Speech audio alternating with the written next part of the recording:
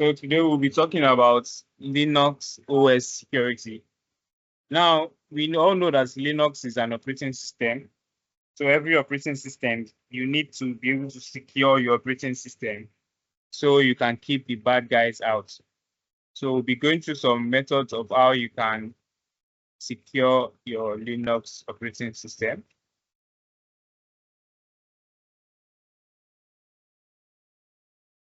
All right.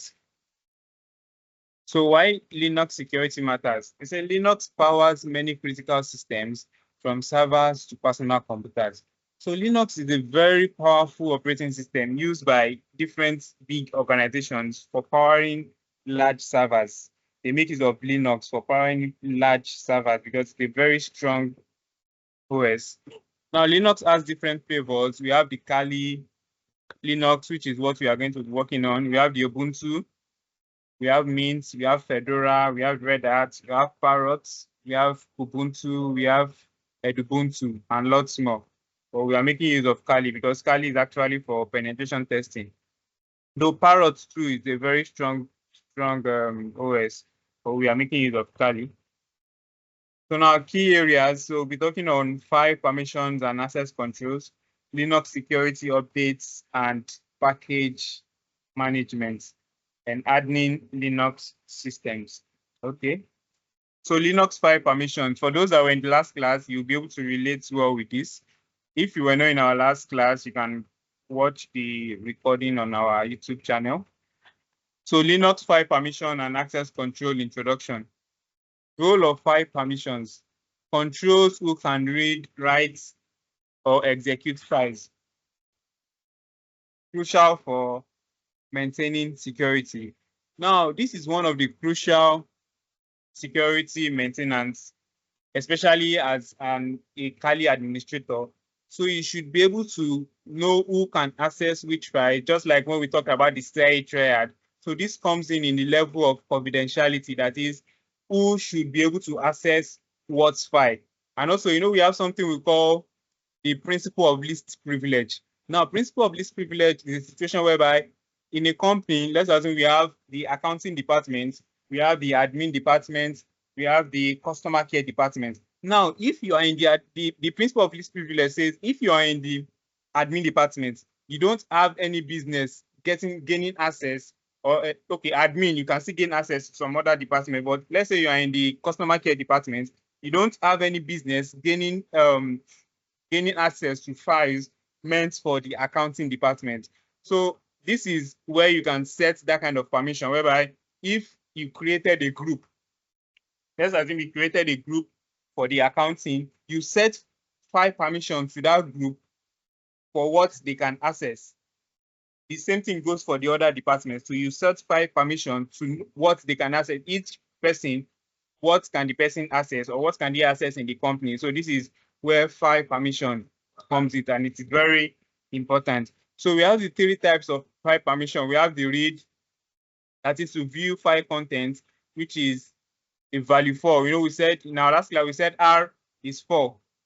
Then we have write, which is to modify file content. So read means just the way I'm reading this PDF to you now. That is what read means. That is, you'll be able to view the file content.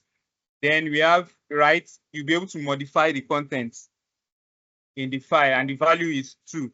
Then execute, which is X, you'll be able to run the files in the program, which is the value of 1. That is, if the file in that particular folder is executable, to execute, you'll be able to execute it. That is, you want to install something, or you want to run like the bash scripting now, you are executing that particular file. So if you don't have the permission, that is why when you create, immediately after creating your .sh file, you use chmod plus X. That is, you want to give that particular file executable rights.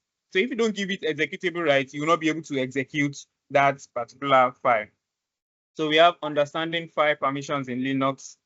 So permission structure. Permissions are assigned to 3 groups. We have the owner, we have the group, and we have others. So represented by a string. So let me just show you an example of what that means for those that were not in the last for those that were not in the last class.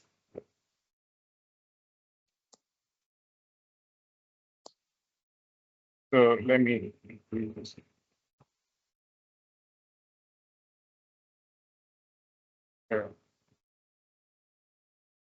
Now, if you look at this place now, and when you see D, that means it's a directory. So now this first RWX is for the owner of the file. Now this second RWX is for the group, while this third RWX, which this one doesn't have a write permission, is for others. That is, others that have accounts on this Kali, or let's say in an organization when you're using a server, others that have accounts on that server will not be able to write in this file now, but they can read and execute, but they will not be able to write anything that is inside this or edit anything that is inside this directory. That is what this means. Then same thing goes for this. Then for this one, when you see this, it means it's a file. When you see dash in front, it means it's a file. But when you see D, it means directory. So for this now, let's look at this one. This one now, the owner has the read rights, but does not have the execute permission. This one only read, the group has only read permission. Then this one only read permission also. So that is what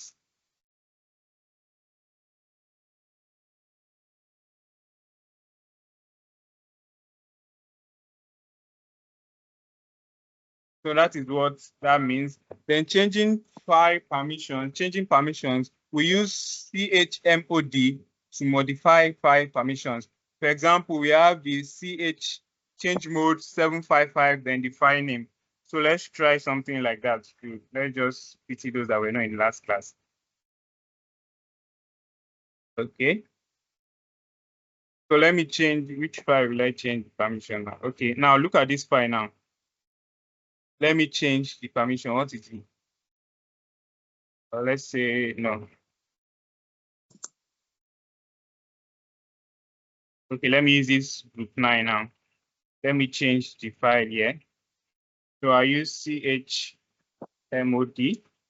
So I want to give, we said R is 4, W is 2, Y, X is 1. So for this first place now, that means they have 4, which is R, plus 2, that is 6, plus 0. So that means they have 6 here. This one, R, which is 4, plus 0, that means they have 4. This one to R, which is 4, plus 0, That means this permission, now they use chmod 644. That is what they use in this permission now. If we look at this one now, this is 421, that is 7. This is 401, that is 5. This is 401, that is 5. So in this one now, they use chmod 755. That is what they use in this place now. So now for this one, let me give everybody read, write, and execute. So I'll use chmod 777, then the name of the file, which is group 9. All right. So let's try and check the file permissions again. So now if you look at it now, you will see that I've given everybody executable rights. That is why it changed to green, because everybody can now execute. Any file you see green like this, that means everybody can execute that file. I think that should be understandable now. So let's move forward. Hello, sir. Yeah. Sorry, you said the first side is for the user, the second side is for group, the third side is for who? For others, that is others that you can have several accounts on your, just like in your Windows, when you create other accounts for other people that you want them to log in on your PC, but not to your own account. Yeah. So any file they open, they would, if the permission here means other people that have accounts on this Kali machine, now, would that's what they call the orders. You understand? Okay. So in an organization now, if it's guests. Like guests. So they call them orders. So in an organization now, if this was a server root now, That means everybody in that organization that is connected to that server are known as others. Okay. You So understand? when you were trying to change that line now, CHMOD, is it through the code that you put at the front that someone can actually direct it to that line, or you need to highlight it I before? don't understand. Okay, you know we have different rows here and columns you get. Some are one, like the first one now is 4096, the one I'm seeing in this first line now. Which one? So All right. the first line, This one. the video file. All right. So now if you want to change the directory in that line now, you Change want to directory change or the, change permission. change the permission All right. in that line now. How did the command know that is that line that you are changing? Is it Because through? I added the file in front of the command. You see, this is the file I'm changing the permission of. You understand that now? So you have to add the file. Okay, so this file now is group 9. This file now is group 9. That's this file. You see, before I gave it all execute, it was still white. So immediately I made everybody be able to execute that file to make it green. That means everybody can execute. You get that now? Okay. All right. Thank you. Okay, sorry, sir. So suppose you want to remove the permission, which you have granted before. How do you go about that? You use your calculation. Use your calculation. So you know we said this is 4, 2, 1. So which kind of permission do you want to grant now? Maybe read write only. Read write only for everybody, right? Yeah, that would be 6. So that would be 6. No. Read write. Okay, read write only. Yeah, that would be 6. So that would be CHMOD 666. Yeah. 9. All right. Yeah. Okay. Thank you. So if you look at it now, we only gave them read write. Yeah. You understand? Yeah. Thank you. Yeah. All right. So access control in Linux, user and group management. Every user belongs to a group, and permissions can be set for individuals and groups. Now, immediately you create a user, automatically Kali creates a group for that user. I get me. So it is you that will now decide to put that user in another group or put another users in that group that you just created with that person's use for that user. Now we have manage users with commands like user add, user mode, user delete. I think we tried this. You should know this. This is how to add the user to your Kali machine. Then we have file ownership. Each file has owner and a group, just like we said here, owner, group, and others. So immediately you create, if you are the one creating the file, automatically you are the owner of that file. That is what owner means. Whether you are a guest or whether you are others or you are the owner of the file. Once you are the one that created the file, you'll be the owner. So use change ownership. Chown means change ownership to change file ownership.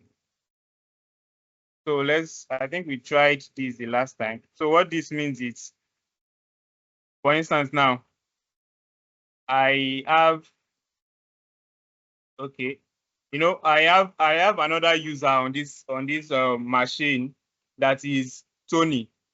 Now let me change, since we have been using this group now. So now I want to change the owner of this file now to Tony. I don't want it to be root. So for me to do that, I'll use the command change owner shown. Then the name I want to change it as, which is Tony, that is the user. That is the user. Then the group that particular belongs to, that is root. Then the file name. So now let me check the file again. So now you see that the owner of this file now has been changed to Tony. So let's assume you want to change the owner of a particular file. Maybe you want to change it to be another person that owns the file. You understand? Probably you created a file. Your boss said you should create a file and you want to make him the owner. So you created a file, automatically it made you the owner. So you have to now change ownership to your boss so that your boss will now become the owner of the file. That is the command you use. Change ownership of file. You can also change group. You can also change group. Are you getting me? You can also change group. I think change group is let me try CH. I think CHGRP. So I want to change. Okay. I want to change root to Tony. So group 9. Let me see. Cannot access Tony inside directly. Wait. I can go that.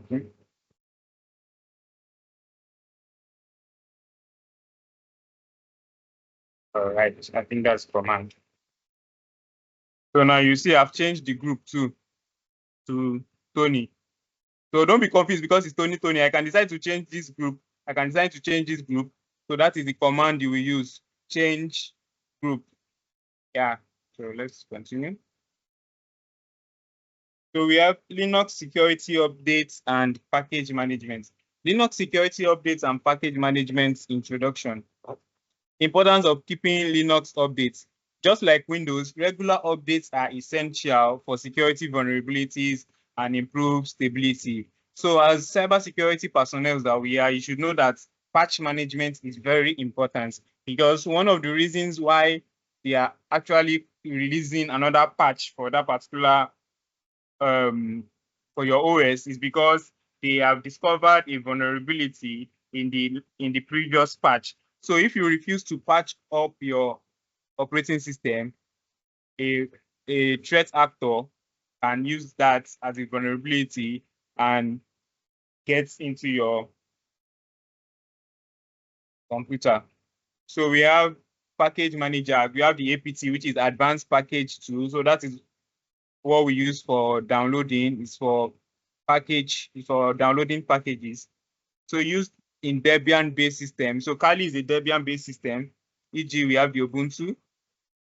For installing and updating software, so we have apt update, apt upgrade, apt install. So this is the manage package tool for Kali Linux apps.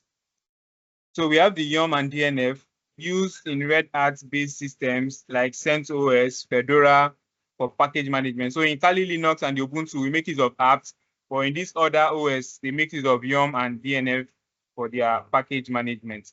We have Pacman using at Linux. All right, managing security updates in Linux. Manual versus automatic updates. Use cron jobs for automatic updates in production environments. Regular review package repositories to ensure no outdated or vulnerable packages are installed. Now, best practices: regularly audit installed packages using tools like apt list upgradable. So you can use this command apt list upgradable, that is to show you all the files that need to be upgraded on your Kali. Now remove unused software to reduce attack surface. So if you're not using a particular software, it's just better you remove it. So you can use the command apt sudo apps delete then the file. Now, hardening Linux system. What is hardening? The process of securing a system by reducing its attack surface and eliminating unnecessary vulnerabilities.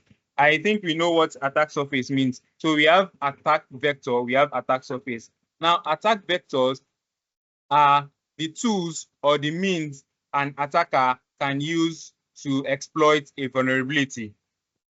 Now we have attack surface. Attack surface are the vulnerable parts of your system or of your network that they can actually exploit or they can play in to get an exploit open for them. That is the attack surface. So to reduce an attack surface, that is why you need to add in your OS. Now, key aspects, we have restricting services, applying security configurations, implementing logging and monitoring. Now, continuation. Why do we need to add in our Linux? Now, running unnecessary services exposes your system to potential attacks. So steps, you can use systemctl or service commands to disable unnecessary services.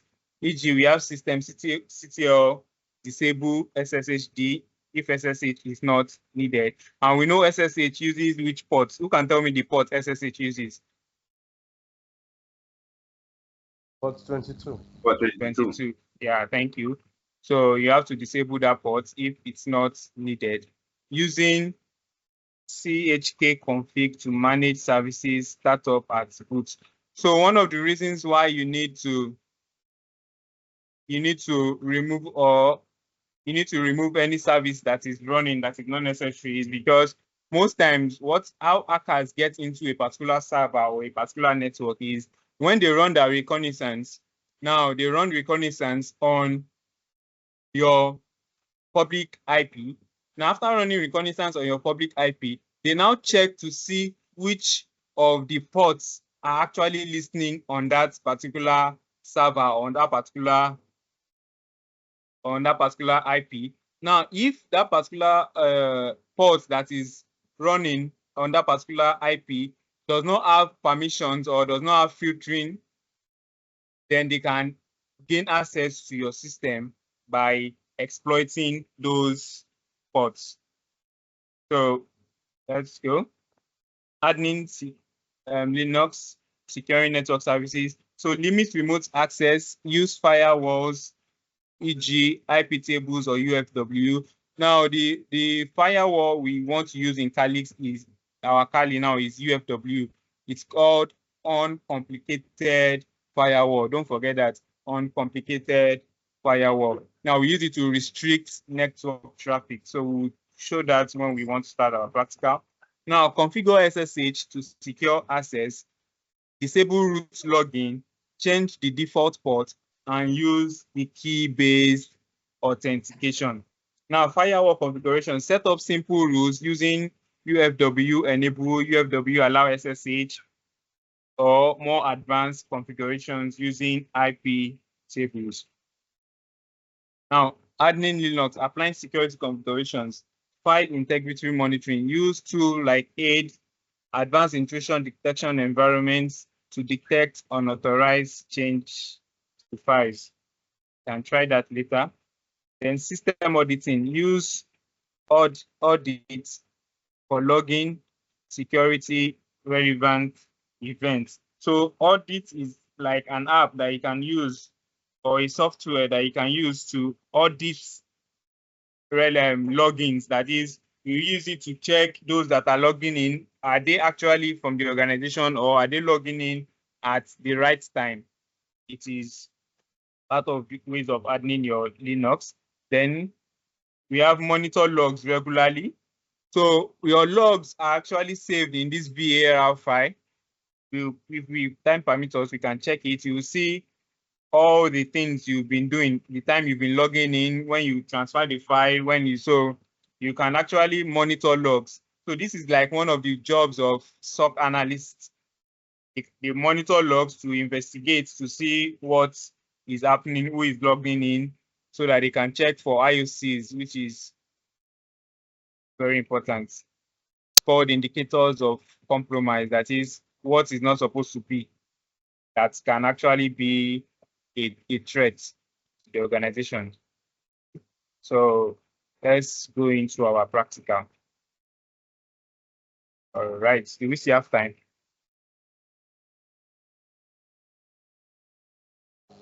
You have plenty of time. So we have plenty of time. Okay.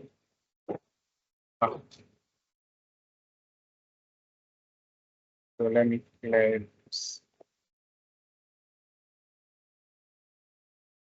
So the first thing I said you guys should do, I said you should download your let me see, I have it downloaded already. So this is the command that says you use sudo apt install SSH-server.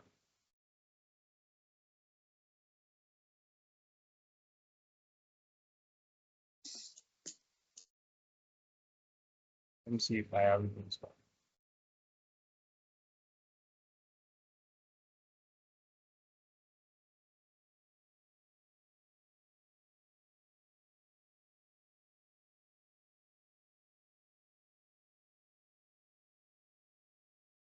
So as you can see, I have it.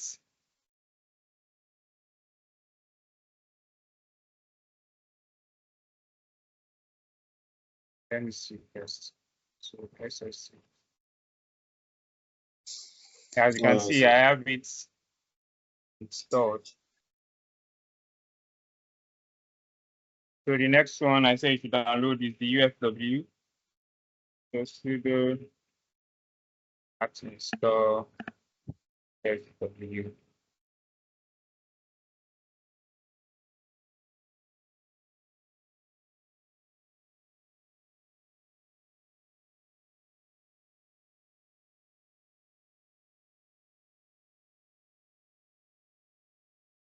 So let me check if I have.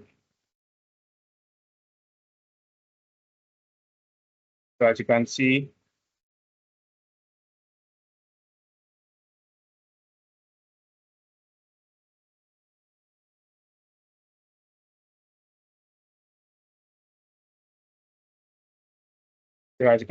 I have UFW. So this is how you can check if you have an app on your PC. If you don't have it, it will not bring you these details. All right, so let's get to it. So the first thing we need to do, we need to enable our UFW. So to enable, or let's check the status first. So to check your status, you use sudo UFW status.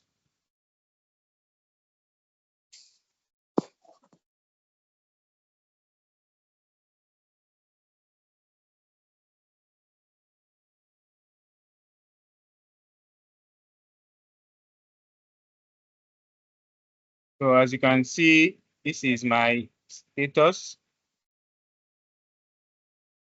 So in this port 22, 21, different ports.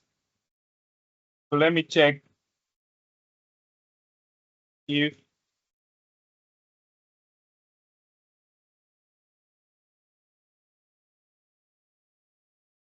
mine is saying invalid or inactive, sorry.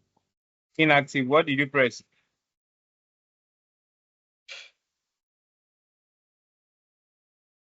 Yeah, mine said inactive, but I now input enabled. So when I input enabled, it enables it. So I now did status again. So it gave me active.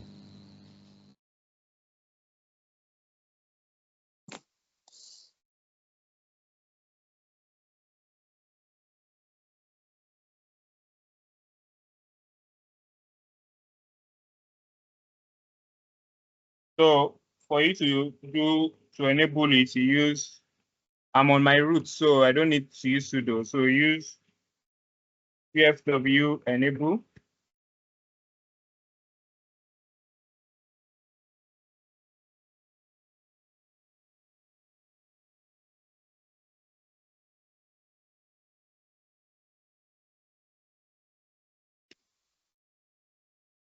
You can see it is active and enabled. So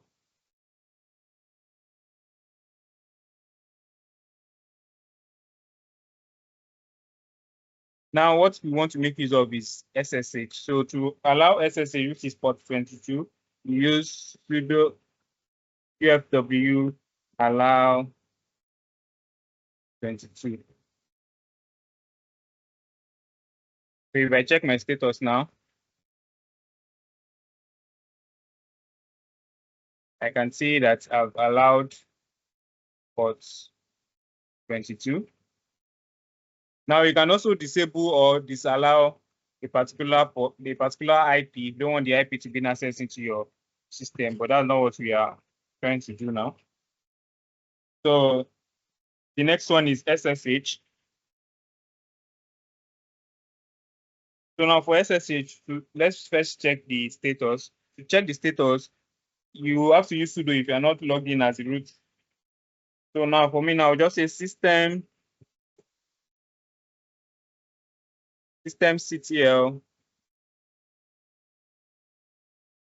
status SSH. As you can see, it is inactive and it is also disabled. So to make it active and to enable it, use the command systemctl start SSH. Now let's check the status again. You can see it is active, but it is still disabled, right? So it is not yet working. So now to enable it, use the command sudo systemctl enable SSH.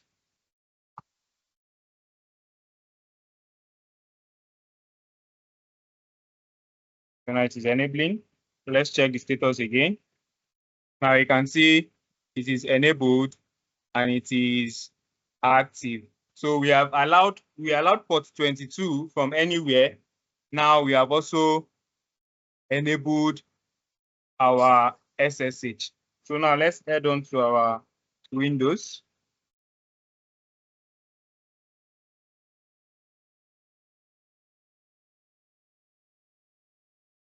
So the first thing, let me check for my IP. So to check your IP, use IPA. Now this is my IP address here. Let me copy. Now to copy on Kali, copying on Kali is not Control-C. You have to use Control plus Shift and C. You understand? It's only when you're on your browser Control-C works. But when you're on terminal or any other place in your Kali, especially except if you're on file, you, Mr. Tony, I'm coming. Especially when you're on terminal, use Control Shift plus C to copy, then Control Shift plus C or plus V to paste. All right. So now I've copied my IP address. So I head over to this place. Now I put in my IP. This is my IP. Then this place we set it to port 22 because we are making use of SSH. Now the difference between SSH and Telnet is that SSH is secured connection. That is, connection on transit is encrypted. Your data on transit is encrypted. But if you use FTP, which is port 21, or Telnet, which is port 20, your connection is not, your data on transit is not encrypted. So I've set SSH and this, so I'll press open. So now since I'm already logged in as a root user, I want to log in as another user. So now I'll put the user, which is this.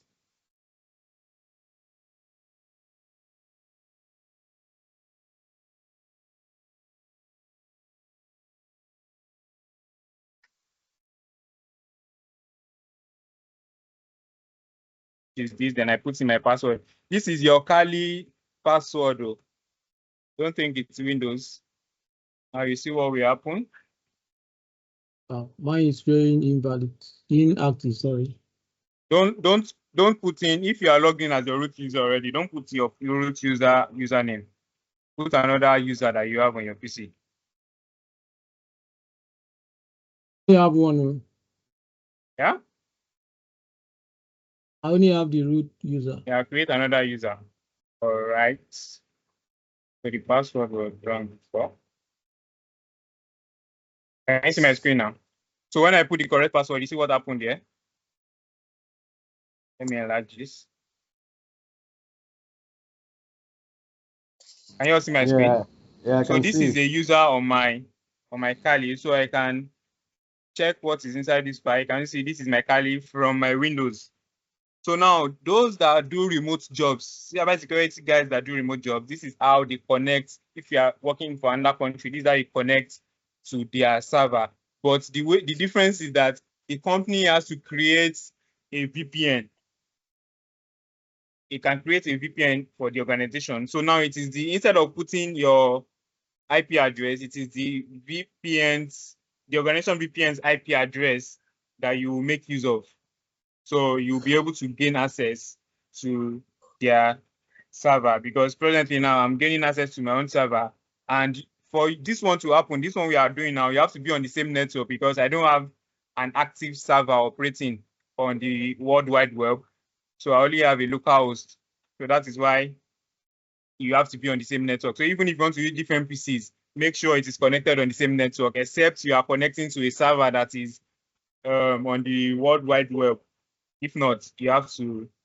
So I can perform anything now. So let's try something. Let me create a file. So to create a directory, mkdir, let's say I want to create a directory name 234. A directory named 24. So enter.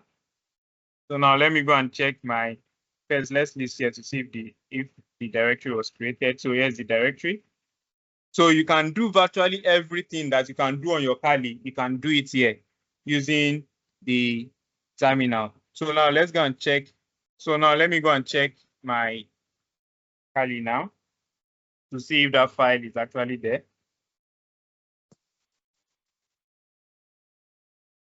So now let me switch user to that account.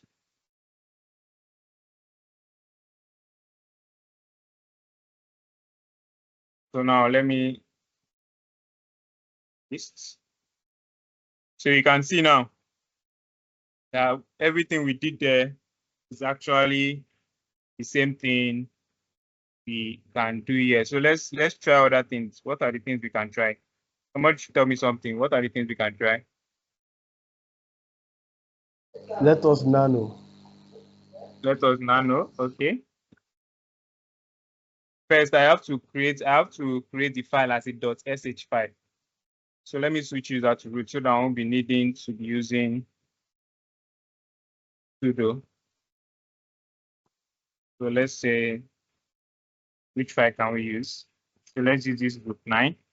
So the group 9 file now. Now, I did the last class, I didn't tell you how to rename a file. So to rename a file, you can use the command move. So you just say move the name of the file, the initial name. Since I still want to move it to this directory, so I don't need to add a / any directory. But if you are moving it to another directory, you add / then the directory's name. But I still want to put it here, so I'll just say, so it is group 9 we want to change, right? So I'll just say group 9. No, but I want to add it, I want to make it a .sh file. So let's list. Can you see it is now a .sh file? So I've changed the name of that file. So now let me now know this.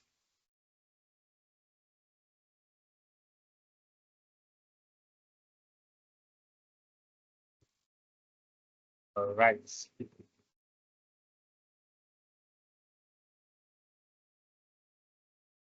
We have to shut down my phone.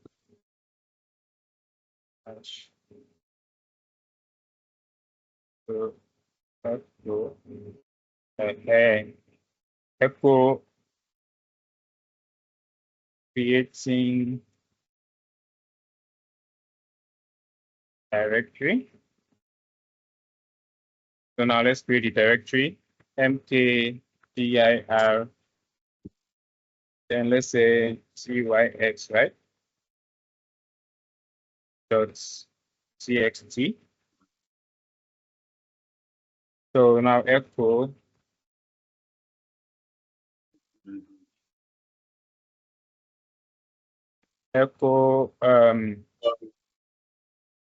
listing files in listing files in root directory. So now let's list. Okay, with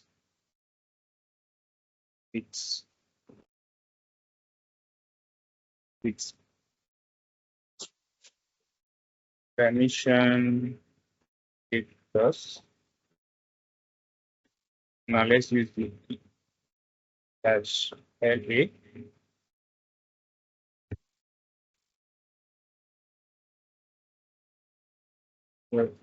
What else can we say? Let's say echo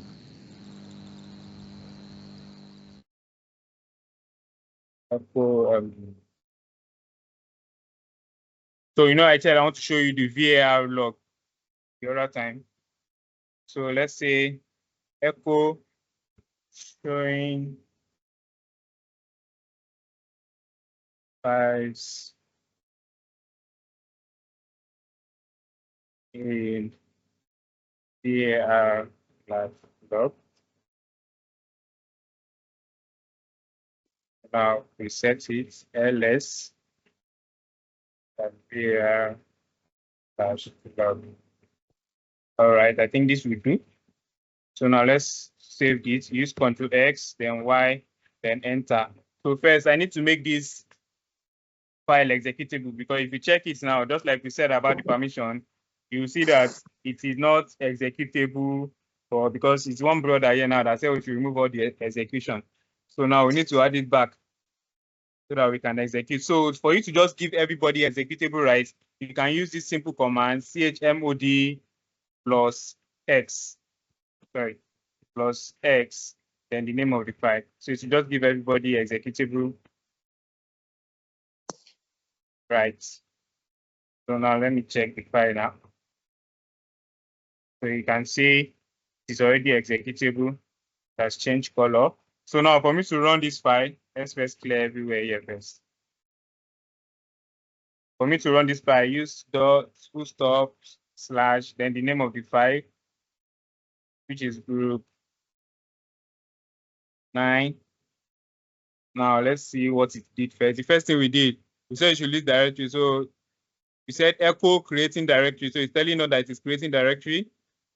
So it's created after creating the directory. It's now listed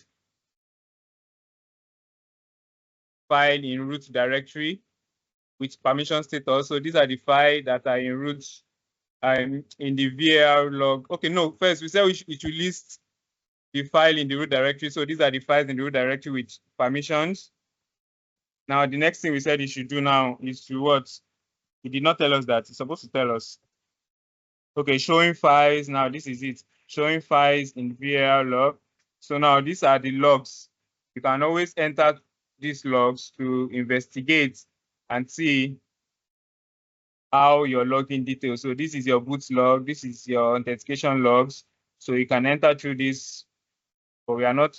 That's not for today. You can, but you guys can see what's. At least you can understand what this. Let's even check our file that's created first. Which file did we create? TYX. This is the file that is created. So now I can always run that. Let me go to our file and see.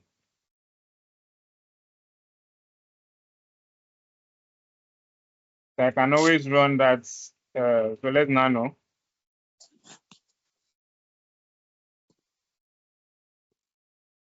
Sorry, this is not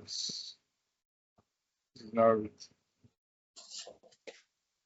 And I can always now know what's the name of the file again.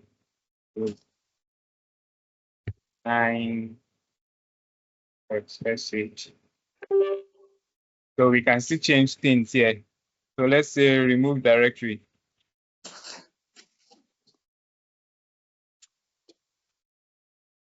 Now, there's a difference between removing directory or deleting a directory and deleting a file. Someone made that mistake. To delete a file, you use, to delete a file, you use RM.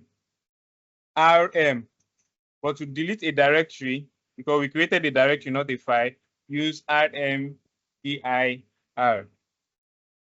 Or let me make use of, let's just put those commands that I put on the group. Let me put that command. Coming.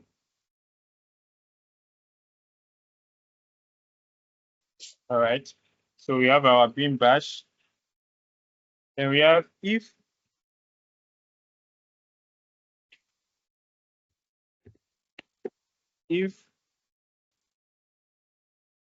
file that if this file exists, that is what this dash file, that is what this dash f means. That's what the parameter means. So if my file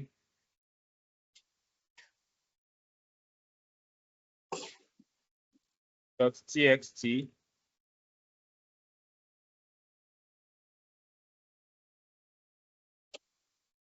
so if this file exists, then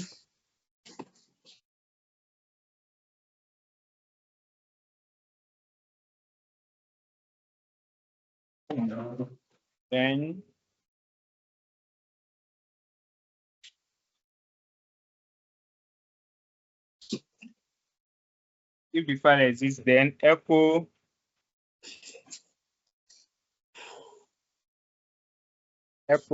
file. So echo, for those that know about Python, echo is just like the print command in Python. So just for you to print out something, that's what echo does here. File exists.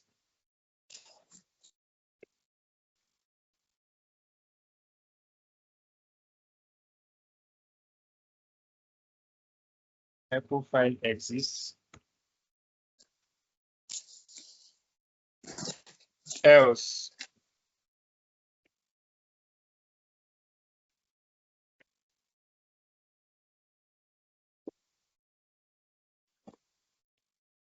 let's say you should create the file. Else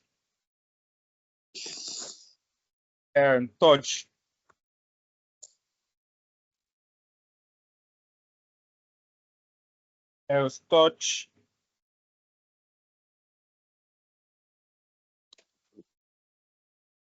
my file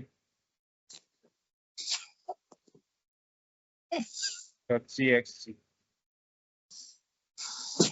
and echo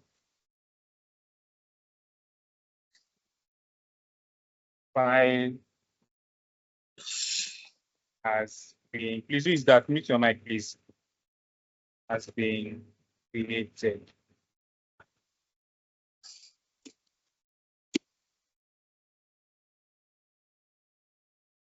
Now we need to finish the command because we started with if and as else. So now we finish the command with finish, that is fi. So now let's save this. Right. And let's see. Let's try to run it. So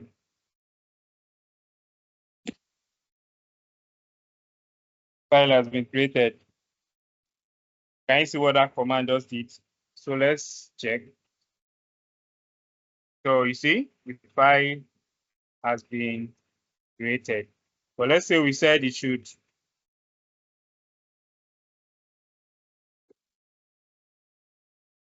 Let's say they said it should just.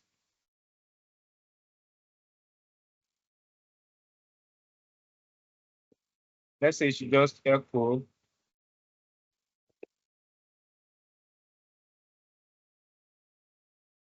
Let's say it should just echo file not found.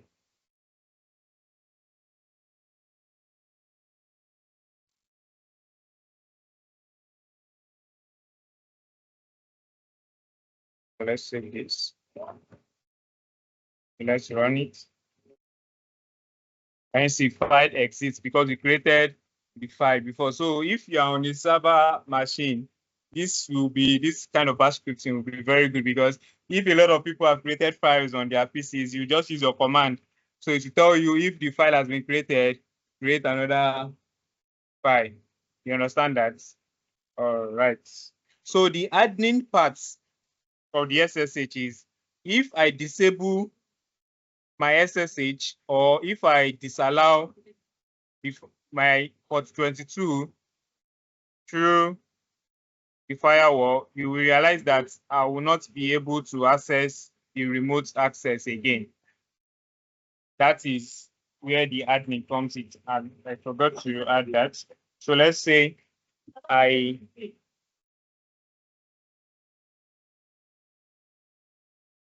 let me disallow this. So for you to disallow that, so you say UFW deny 22. So that is for you to deny port 22. So let's check.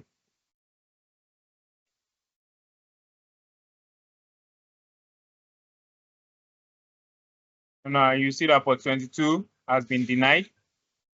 So that means if anyone tries to make a remote connection using the port 22, it will not work. You understand? Yeah. So that is. Sorry, which command did you use there? UFW deny 22. But if you're not logged in Hello? as see the command UFW deny 22, but if you're not logged in as root, you have to use sudo. Then we also can also disable your SSH.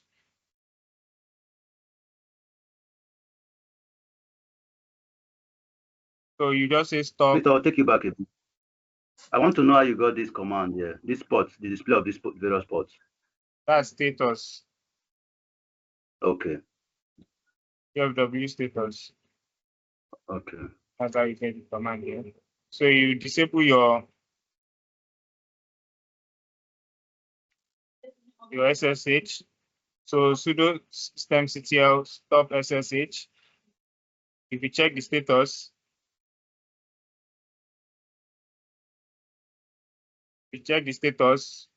you see that it is now inactive, right? To disable this enabled, you just say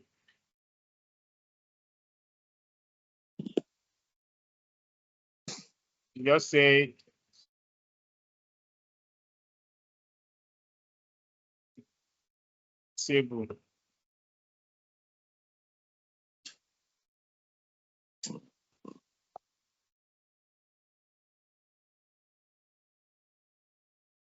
So let's check status.